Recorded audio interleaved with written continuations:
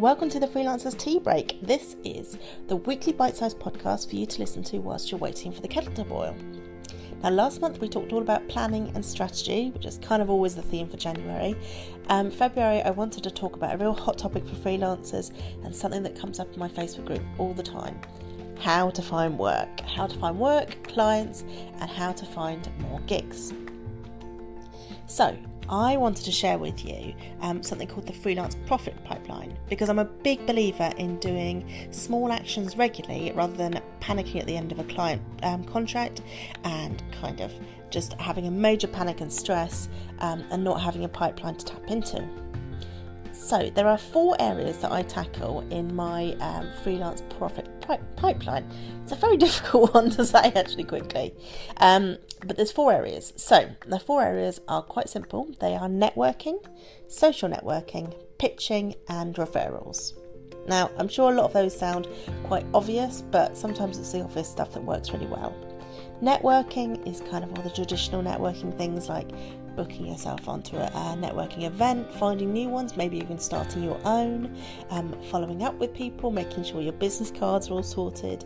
So it's all those little tasks that you can sprinkle out throughout your week, knowing that you're getting a little bit closer to finding new clients. And it could be even things like when you're ordering your business cards, sharing them on social networks so that people can see what you're doing and what you're about.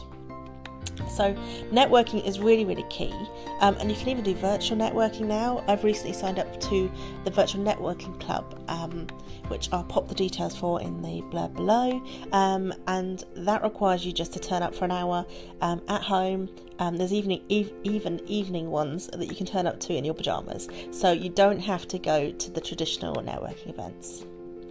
So the second area is social networking. So this is things like making sure you're promoting what you're doing across the social networks. In particular, LinkedIn and Instagram seem to be doing particularly well for this at the moment. And Facebook groups are a great place to be promoting yourself. So make sure that you are using social network to the best of your abilities, because it's free unless you're using ads. It's there, people are constantly on their phones, so it's one of the best ways to find new clients.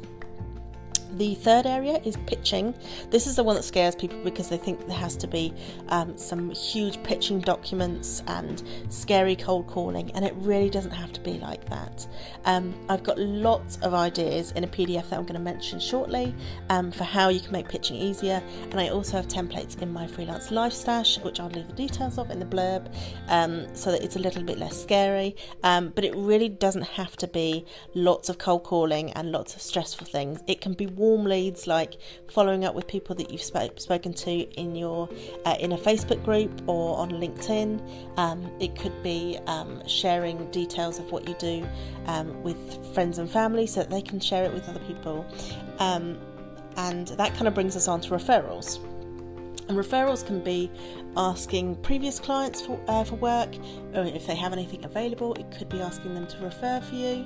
It could be sending what I call the scary email, which is an email to your friends and family telling them what you do, and seeing if they've got any work that or anything that they think might be suitable. Again, I've got a template for that. And it can be just asking people to refer you, because sometimes we forget, and sometimes we assume everybody knows what you do. They don't. I asked this, I've been doing this for 10 years now, and I asked in my Facebook group last year if people knew what I did as kind of an experiment, and someone I went to school with thought I was a nurse, which is terrifying to think that someone thinks I'm capable of being a nurse. So people don't necessarily know what you do, and they might have some fantastic contacts, so don't neglect your referrals. So I have a PDF for my email subscribers. If you sign up through freelancelifestyle.co.uk/newsletter, or just go to freelancelifestyle.co.uk, and you'll find there's a pop-up box, or there's a box at the top that you can sign up with. You will get a PDF which is filled with ideas for how you can get more clients and how you can do small little things each week rather than panicking at the end of that client contract. So that's completely free for any email subscribers, and I tend to share some tips in my weekly emails that go out as well, so that should hopefully top up your ideas for what you need to do. I will also leave details below of my Life Stash, because that has lots of templates for pitching and how to find more work that way, as well as my course, how to find more work and how to pitch. So there's lots of information in there. So I hope that's given you some ideas, but remember, it's better to do something regularly and then kind of panicking and doing something every 3 months. And over in the Facebook group, the Freelance Lifestylers, we have Pitch Slap Wednesday, where every Wednesday we all challenge ourselves to do something to grow our business. So if you need a bit of accountability, jump on over and join us, and you'll find some ideas over there.